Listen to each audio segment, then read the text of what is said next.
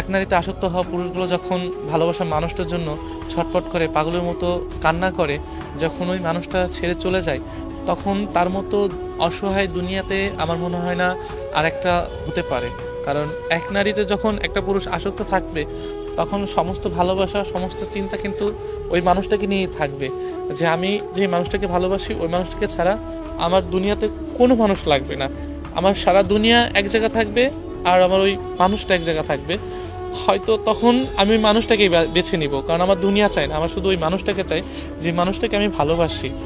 এই যে এক নারীতে আসক্ত হয়ে থাকার যে এই যে একটা সত্যিকারের ভালোবাসা, এইটা যখন ওই একটা নারী যখন না বুঝে, ওই ভালোবাসা মানুষটা যখন না বুঝে, তখন মানুষের অস্তিত্ব বা ওই ছেলেটার অস্তিত্ব বলতে কিছু থাকে না।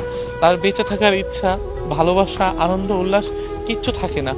এমনও অনেক মানুষ আছে, অনেক ছেলেরা আছে যে ভালোবাসার মানুষটিকে ভালোবেসে দিনের পর দিন কান্না করছে। আমি তোমার প্রতি আসক্ত ছিলাম, আমি তোমাকে ভালোবেসেছি, তোমার সব কিছু নিয়ে আমি ছিলাম। তো যখন তুমি আমাকে নিঃস্ব করে চলে গিয়েছো বা কষ্ট দিয়েছো, এটার প্রতি যে ফিলিংসটুকু, এই ফিলিংসটাকে আমার এখন হাজারটা নারী দিল, আমি মনে হয় না তাদের প্রতি আমার কখনো মায়া জন্ম নেবে বা ভালোবাসতে পারবো। কারণ আমি একটা নারীতে আসক্ত ছিলাম, যেই নারীটা হচ্ছে তুমি। যার মায়ায় আটকে ছিলাম সেটা হলো তুমি। যাকে পাগলের মতো ভালোবাসতাম সেটাও তুমি। যার জন্য আমি এখন ছটফট করে কান্না করি সেটাও তুমি। এটাই হয়তো এক পুরুষের ভালোবাসা। যে মানুষটাকে এত ভালোবাসি, যে মানুষটাকে এত করে চাই, সেই মানুষটা যখন আমাকে নিঃস্ব করে চলে যায়, আমাকে জীবন্ত লাশ বানিয়ে চলে যায়, সেই মানুষটা জানি না কতটুকু ভালো থাকতে পারে। তবে আমি ভালো নেই তাকে ছাড়া।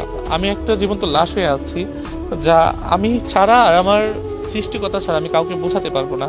হয়তো সেই মানুষটাকে পেলে একটাই কথা বলতাম, যে আমি তোমার জন্য সত্যি ভালো নেই আর ভালো থাকতে পারছি না।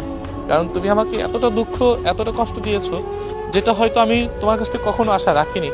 যে এই মানুষটাই কিনা আমাকে কষ্ট দেবে, এই মানুষটাই কিনা আমাকে দুঃখ দেবে বা আমার দুঃখের কারণ হয়ে দাঁড়াবে।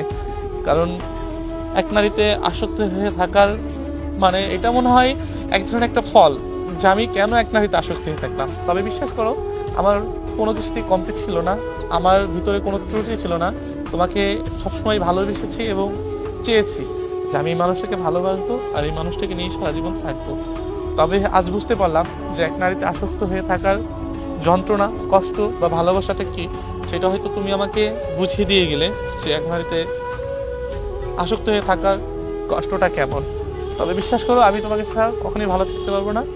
আর আমি দুনিয়া চাই না, আমি শুধু তোমাকে চাই, তোমার মাঝে আমার ভালোবাসাটাকে দেখতে চাই। এর বিষয়ে কিচ্ছু চাই না, কিছু না।